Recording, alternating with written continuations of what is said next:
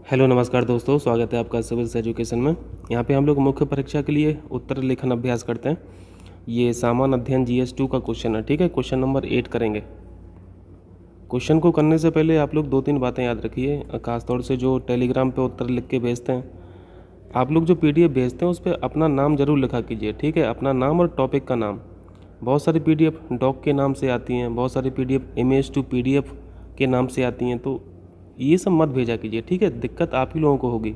जब मैं चेक करके भेजता हूँ तो वापस वो उसी नाम से जाती है, और फिर आप लोग हर क्वेश्चन को खोल खोल के देखते होंगे कि हाँ ये मेरा है, ये मेरा है। तो टाइम तो आप ही लोगों का किल हो रहा है ना। अगर नाम लिखा रहेगा, क्वेश्चन का टॉपिक लिखा रहेगा, तो आपको पता चल जाएगा ये मेरी कॉपी है, तो आप उसी को खोल के देखेंगे। और जो अच्छी कॉपी रहती है, जिन्होंने फॉर्मेटिंग अच्छे से की होती है, क्वेश्चन का उत्तर अच्छे से लिखा होता है, तो मैं उस पर एक्सीलेंट या फिर गुड वगैरह ऊपर ही लिख देता हूँ एडिट करके। तो जो अच्छा उत्तर रहा करे उसको आप लोग बस उसी को देखा कीजिए। चलिए इसको देखिए, ये इंडियन पॉलिटी का क्वेश्चन है। जुडिशियल एक्टिविज़म और जुडिशियल रिव्यू पर क्वेश्चन है। जुडिशियल एक्टिविज़म जो हम लोग पढ़ते हैं, न्यायिक सक्रियता पढ़ते हैं। न्यायिक सक्रियता की क्या भूमिका है, क्या अफेक्ट हैं, ये आपको दिखाना है। और ये अफेक्ट पूछे गए हैं सेपरेशन ऑफ पावर पर, शक्तियों के पृथक्करण पर। अब क्वेश्चन पूरा पढ़िए। भारत में शक्तियों के पृथक्करण पर न्यायिक सक्रियता के प्रभावों का आलोचनात्मक परीक्षण करना है, ठीक है। यहाँ पे क्रिटिकल एग्जामिन करना है। और आगे पूछा गया है, क्या आपको लगता है कि हाल के वर्षों में न्यायिक सक्रियता की प्रवृत्ति में काफ़ी वृद्धि हुई है। क्वेश्चन समझ में आया? क्वेश्चन भी समझ में आ रहा होगा, और ये जो शब्द लिखा है आलोचनात्मक परीक्षण, ये भी अब आपको समझ में आने लगा होगा। जब भी क्रिटिकली एनालिसिस पूछा जाता है किसी क्वेश्चन में, तो हमें इसके पॉजिटिव्स और नेगेटिव्स दोनों देने पड़ते हैं।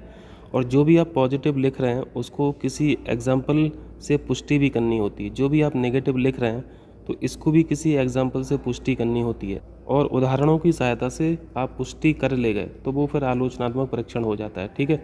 एक बात और ध्यान रखी जाती है आलोचनात्मक परीक्षण में। जैसे जब हम लोगों ने वीडियो किया था, एक अलग से वीडियो किया था, जितने भी ये टेलेंडर्स वर्ड्स होते हैं, एक प्रश्न में पूछा जाता है समालोचनात्मक परीक्षण, एक में पूछा जाता है आलोचनात्मक परीक्षण। आलोचना से हम लोग समझते हैं नेगेटिव समझते हैं, है ना, कि सारी बातें जो भी लिखनी है हमें नेगेटिव वाली लिखनी है। तो ऐसा बिल्कुल भी नहीं सोचना है, दोनों ही बातें लिखी जाती हैं। पॉजिटिव्स भी लिखे जाते हैं, नेगेटिव्स भी लिखे जाते हैं, पक्ष में भी तर्क लिखे जाते हैं और विपक्ष में भी तर्क लिखे जाते हैं। लेकिन फ़र्क बस यहाँ पे इतना रहता है कि जब भी आलोचनात्मक परीक्षण पूछे तो आप यहाँ पे इनका प्रोपोर्शन थोड़ा बढ़ा सकते हैं। जैसे आलोचनात्मक में टेंडेंसी क्या रहती है, नेगेटिविटी की, है ना। यहाँ पे कि नेगेटिव से बहुत ज़्यादा लिखने हैं, तो आपको वही करना है कि पॉजिटिव्स और नेगेटिव्स तो लिखना ही है आलोचनात्मक परीक्षण में, लेकिन यहाँ पे आपको डिफरेंस क्या कर देना है, नेगेटिव्स जो हैं इसको आपको 60% से 70% कर देना है, और बाकी 30% में आप पॉजिटिव्स लिखेंगे, ठीक है। मतलब सही फॉर्मेटिंग यही मानी जाती है आलोचनात्मक परीक्षण की। देखिए इस उत्तर की फॉर्मेटिंग कई लोग अलग अलग तरीके से करते हैं। जैसे यहाँ पे पक्ष में आप तर्क लिखेंगे तो आप उसको पॉइंट बना के लिखेंगे, ठीक है, तो ये पक्ष में तर्क हो गए। फिर यहाँ पे विपक्ष में तर्क लिखेंगे, ठीक है, तो यहाँ पे पॉइंटिंग हो गई, यहाँ पे भी पॉइंटिंग हो गई। तो एक तरह से तो फॉर्मेटिंग इस तरीके की हो जाती है। दूसरी तरीके की फॉर्मेटिंग होती है आलोचनात्मक परीक्षण में कि आप एक पॉइंट लिखा, आपने पक्ष में लिखा, और साथ में इसी को काउंटर अटैक करके दूसरा स्टेटमेंट आपने विपक्ष का बना दिया, ठीक है। फिर इसी तरह दूसरा पॉइंट लिखा, पक्ष में तर्क लिखा, और फिर इसी को काउंटर अटैक करके विपक्ष में भी आपने कुछ लिख दिया। यानी कहने का मतलब है साथ में पक्ष भी चल रहा है और विपक्ष भी चल रहा है। तो एक तरह की फॉर्मेटिंग ये भी होती है। तो जो भी आपको सुविधा लगे, या इस तरीके से करना है, अलग अलग करना है, तो वो भी ठीक है। और अगर इस तरीके से करते हैं तो ये ज़्यादा बेटर मानी जाती है। इतनी बातें क्लियर है? चलिए ये जो इंग्लिश में लिखा है, इंग्लिश वाले यहाँ पे देख लें, ठीक है, पॉज कर लेना वीडियो, इंग्लिश वाला देख लें। अब यहाँ पे जल्दी से हम लोग क्वेश्चन को शुरू करते हैं। लेआउट देखिए, लेआउट में क्या करना है, क्वेश्चन को तोड़ा जाता है सबसे पहले। तो क्वेश्चन तो यहाँ पे ऑलरेडी टूटा हुआ है। यहाँ पे 2-3 शब्द हमें दिख रहे हैं। शक्तियों का पृथक्करण दिख रहा है, ठीक है, हम इसके बारे में चर्चा कर देंगे। न्यायिक सक्रियता भी लिखा है, इसके बारे में भी चर्चा कर देंगे थोड़ा सा। और जो मेन भाग है क्वेश्चन का वो है न्यायिक सक्रियता के प्रभाव बताना है शक्तियों के पृथक्करण पर, ठीक है, प्रभाव बताना है। लेकिन क्वेश्चन का नेचर क्या है, आलोचनात्मक परीक्षण करना है। तो वो सारी चीज़ें हम लोग समझते हैं। तो यहाँ पे इंट्रो में क्या लिखा जाएगा, यहाँ पे हम लोग शक्तियों के पृथक्करण के बारे में थोड़ा बता देंगे, सेपरेशन ऑफ पावर क्या होता है, मुख्य भाग जो है क्वेश्चन का, मेन बॉडी जो है वो न्यायिक सक्रियता का प्रभाव बताना है सेपरेशन ऑफ पावर पर, ठीक है, ये मुख्य भाग है। इसी में हमें आलोचनात्मक परीक्षण करना है और लास्ट में कॉन्क्लूड करना होता है, हमें अपने उत्तर को कॉन्क्लूजन देना है। तो आसान है, कोई दिक्कत नहीं, नमक मिर्ची लगा के थोड़ी सी बुराई ही तो करना है। तो नमक मिर्ची वाला हिस्सा थोड़ा पॉजिटिव्स हो जाता है और बुराई करना ही नेगेटिव्स हो गया। चलिए तो फिर शुरू कर लेते हैं जल्दी से। इंट्रो में हमें क्या क्या लिखना है, हमें सेपरेशन ऑफ पावर के बारे में बताना है। सेपरेशन ऑफ पावर हम लोग पॉलिटी में पढ़ के थक गए। शक्तियों का विभाजन जो है, जो हमारी 3 ऑर्गन्स हैं, गवर्नमेंट के 3 ऑर्गन्स हैं, विधायिका है, कार्यपालिका है, न्यायपालिका है ना, लेजिस्लेचर है, एग्जीक्यूटिव है और जुडिशरी है, जिसमें से ये जो जुडिशरी है ये तो पूरी तरीके से एक इंडिपेंडेंट बॉडी है। और जुडिशरी से जो एक्सपेक्ट किया जाता है, बाकी जो 2 ऑर्गन है, बाकी 2 ऑर्गन मतलब विधायिका और कार्यपालिका, इनके जो भी एक्शंस रहते हैं, जो भी इनकी कार्यप्रणाली रहती है, इनकी जो भी शक्तियाँ रहती हैं, इन्हीं शक्तियों पर नियंत्रण के रूप में जुडिशरी काम करती है, एक तरह से चेक का काम करती है। तो ये 2-3 बातें हम लिखेंगे अपने इंट्रोडक्शन में। और एक बात आप लोग ज़रूर ध्यान रखा कीजिए कि जो भी क्वेश्चन में रहा करे, क्वेश्चन का जो नेचर है ना, वो नेचर आपके इसमें इंट्रोडक्शन में दिखना चाहिए। जैसे हमने अभी शुरुआत की, शक्तियों का विभाजन क्या होता है, ठीक है, बता दिया। न्यायपालिका एक इंडिपेंडेंट बॉडी, ये भी दिखा दिया। जो इसका कार्य है, मेन जो कार्य है वो भी बता दिया, नियंत्रण करना काम है। लेकिन यहाँ पे देखिए, ये जो हिस्सा है, इतना हिस्सा है, ये हिस्सा क्वेश्चन में जो पूछा गया है, यानी क्वेश्चन की लाइन में ही हमारा इंट्रोडक्शन यहाँ पे बन रहा है। ऐसा नहीं होना चाहिए कि क्वेश्चन में जो पूछा गया है उससे बिल्कुल इतर है आपका इंट्रोडक्शन हमेशा क्वेश्चन में जो पूछा गया है इसी की लाइन में रहना चाहिए, है ना, क्वेश्चन की लाइन में। क्वेश्चन की लाइन का मतलब समझ रहे हैं ना, मतलब क्वेश्चन में जो पूछा गया है इसी के इंक्लिनेशन में रहना चाहिए। जैसे इन्होंने पूछा था, यहाँ पे इन्होंने पूछा था कि काफ़ी वृद्धि हो रही है न्यायिक सक्रियता में, तो हम भी यहीं से अपना इंट्रोडक्शन ख़त्म करेंगे ये बोल के कि ठीक है, रिसेंट ईयर्स में प्रवृत्ति देखने को मिल रही है जिससे पब्लिक पॉलिसी फॉर्मेशन और गुड गवर्नेंस को आकार देने में जुडिशरी अपना अच्छा खासा रोल निभा रही है। ठीक है, तो यहाँ पे रिसेंट ईयर्स में यहाँ पे लिख देंगे कि प्रवृत्ति देखने को मिल रही है जिससे पब्लिक पॉलिसी फॉर्मेशन में और गुड गवर्नेंस को आकार देने में ये जुडिशरी जो है वो अच्छा खासा अपना काम कर रही है और ये अपनी भूमिका निभा रही है। ठीक है, इसे शक्तियों के पृथक्करण पर, इसे ही ये जो रिसेंट ईयर में दिख रहा है जुडिशरी जो काम कर रही है, इस काम को शक्तियों के पृथक्करण पर जुडिशल एक्टिविज्म के प्रभाव के रूप में देखा जा रहा है। ये हमारे इंट्रोडक्शन का भाग बन जाएगा। क्लियर है, इतना कर लेंगे। अब यहाँ पे मेन बॉडी पे आ जाइए। मेन बॉडी पे तो हमें सारा चीज़ें दिखाना है, यहाँ पे पॉजिटिव्स भी दिखाना है, नेगेटिव्स भी दिखाना है। तो फॉर्मेटिंग ये आप पे डिसाइड करेगा कि आपको कैसे करनी है। यहाँ पर सारे पॉजिटिव्स पहले लिखने हैं, इसके बाद आप नेगेटिव्स लिखेंगे या फिर साथ साथ में लेके चलना है, जिसमें भी आप कंफर्टेबल हो वो लिख सकते हैं। जैसे मैंने यहाँ पे सारे पॉजिटिव्स पहले बताए हैं, ठीक है। फिर इसी का हम लोग काउंटर अटैक करेंगे नेगेटिव्स में। देखिए, ये जो जुडिशल एक्टिविज्म है, जुडिशल एक्टिविज्म यानी सक्रिय, यहाँ पे जुडिशरी को सक्रिय देखा जा रहा है। सक्रिय से तो मतलब समझ रहे हैं ना, हम लोग जुडिशल रिव्यू तो पढ़ते हैं, हम लोग जुडिशल रिव्यू आर्टिकल 13 में पढ़ते हैं। इसमें लिखा है कि संसद के द्वारा या फिर कार्यपालिका के द्वारा जो भी कानून बनते हैं, जो भी पॉलिसीज़ बनती हैं और ये कॉन्स्टिट्यूशन के अगर इनकंसिस्टेंट हुई, असंगत हुई, तो उसको जुडिशरी नल एंड वॉइड कर देती है। ठीक है, यानी चेक का काम करती है या फिर स्क्रूटनी का काम करती है। ये जुडिशल रिव्यू में पढ़ते हैं। लेकिन जुडिशल रिव्यू का जो नेक्स्ट लेवल वाला जो काम है वो सक्रियता है। यानी जुडिशल एक्टिविज्म में आप यहाँ पे स्क्रूटनी तो करते ही करते हैं, आप यहाँ पे चेक तो करते ही करते हैं, साथ में पॉलिसी फॉर्मेशन में भी आप भाग लेने लगते हैं, पॉलिसी फॉर्मेशन में भी आप हिस्सा लेने लगते हैं। यानी जुडिशरी हिस्सा लेने लगती है। पॉलिसी फॉर्मेशन का काम किसका है? ये काम तो संसद का है, ये लेजिस्लेचर का काम होता है ना, कार्यपालिका का काम होता है। लेकिन वो ना करके कौन कर रही है? जुडिशरी कर रही है। तो इसी को एक्टिविज्म बोला जाता है। ठीक है, तो यहाँ पे पहला पॉइंट क्या पड़ा? जुडिशल एक्टिविज्म से जुडिशरी शासन संचालन में एक एक्टिव पार्टिसिपेंट के रूप में उभर के आई है। ठीक है, अपना काम तो कर ही रही है ना वो, एक तरह से जो 3 ऑर्गन हैं गवर्नमेंट के, इसमें अगर जुडिशरी आगे काम कर रही है तो इसमें क्या बुराई है? कोई भी बुराई नहीं है। एक एक्टिव पार्टिसिपेंट के रूप में हम लोग देख सकते हैं इसे। ठीक है, 3 ऑर्गन है। ठीक है, तीनों अपने अपने काम मजबूती के साथ कर रहे हैं, और अगर तीनों ही अपना काम मजबूती से कर रहे हैं तो यही तो सेपरेशन ऑफ पावर है ना। सेपरेशन ऑफ पावर का सिद्धांत है। सेपरेशन ऑफ पावर का सिद्धांत इससे तो मजबूत ही हो रहा है। जुडिशरी अपना काम कर रही है, यहाँ पे लेजिस्लेचर अपना काम कर रही है, एग्जीक्यूटिव अपना काम कर रही है। तो ठीक है, यहाँ पे प्रिंसिपल सेटिस्फाई होता है। और अल्टीमेटली जो जुडिशरी का वर्क है यहाँ पे अन्य 2 ऑर्गन्स की जो कार्यप्रणाली है, एक्शंस हैं, उनको चेक करने में ये सक्षम हुई है। ठीक है, और यहाँ पे क्या पॉजिटिव्स हैं? पीपल्स का जो फेथ है, विश्वास है जुडिशरी पर, न्यायपालिका पर, वो बहुत बड़ा है इस जुडिशल एक्टिविज़म से। और इसको ये भी कहा जा सकता है कि जुडिशल एक्टिविज़म जो है ये जुडिशल रिव्यू यानी न्यायिक समीक्षा में एक तरह से विस्तार ही है। और इन दोनों में आपने डिफरेंस अभी समझा। ठीक है, PIL जो पब्लिक इंटरेस्ट लिटिगेशन होते हैं, इसके माध्यम से सोशल जस्टिस को प्रमोशन मिला है इस जुडिशल एक्टिविज़म के द्वारा।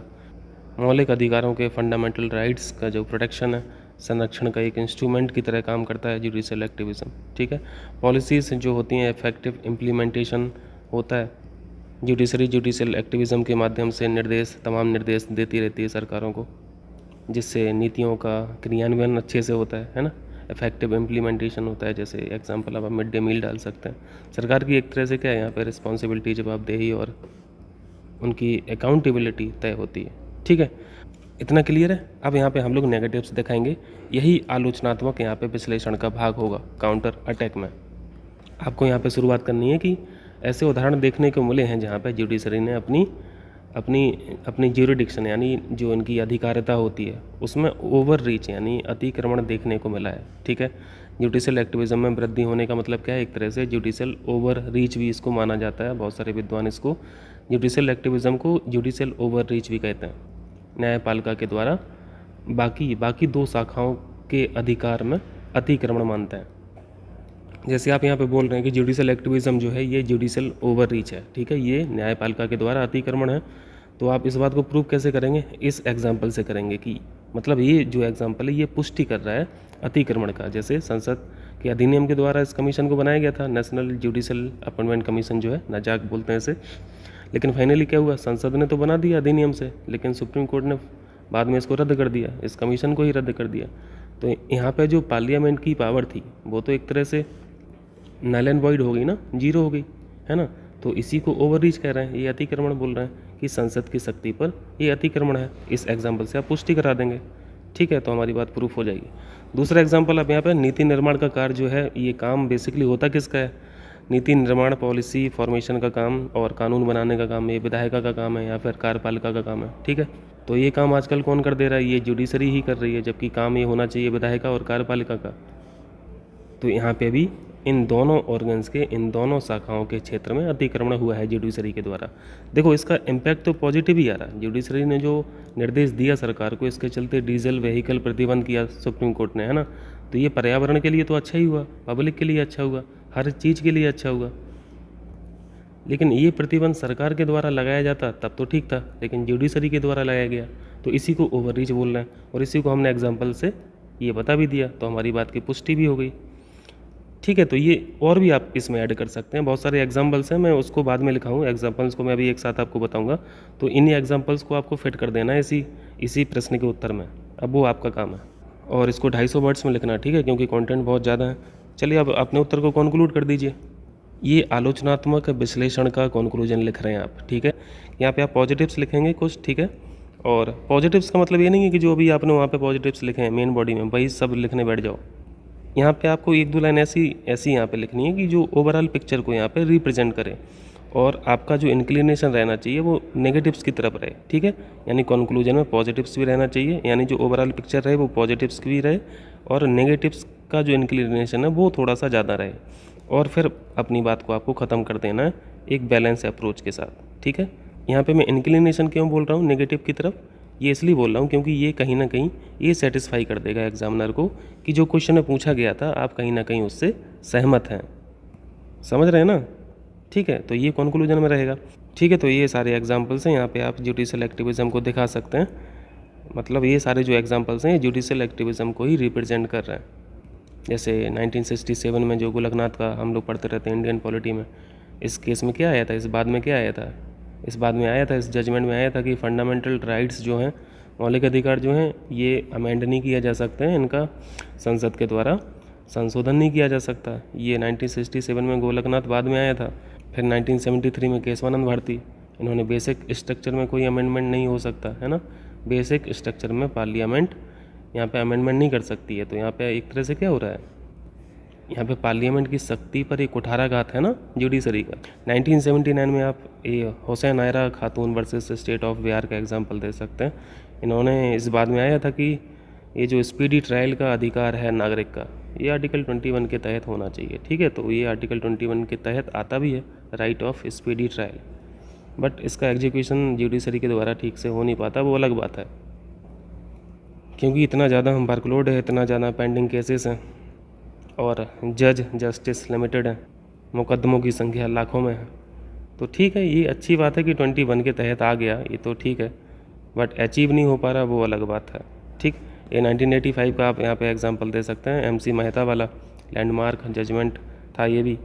यहाँ पे सेवरल इंडस्ट्रीज़, यानी बहुत सारी इंडस्ट्रीज़, कारखाने ऐसे थे जो पर्यावरण को पॉल्यूट कर रहे थे, है ना, तो क्लोजर, इनके क्लोजर का, इनको बैन करने का, इनका बंद करने का आदेश हुआ था MC मेहता केस में 1985 में। तो ये पर्यावरण के संरक्षण के लिए बहुत बहुत बड़ा एक मिसाल के रूप में ये लैंडमार्क जजमेंट था, जबकि ये काम सरकार को करना चाहिए, लेकिन कर रही है जुडिशरी। बट हमें तो यहाँ पे जुडिशल एक्टिविज़म को दिखाना है ना, तो बस यहाँ एग्जाम्पल से हम लोग दिखा देंगे। 2002 में ये 86वां संविधान संशोधन पढ़ते पढ़ते तो ये तो रटा गया ना सब।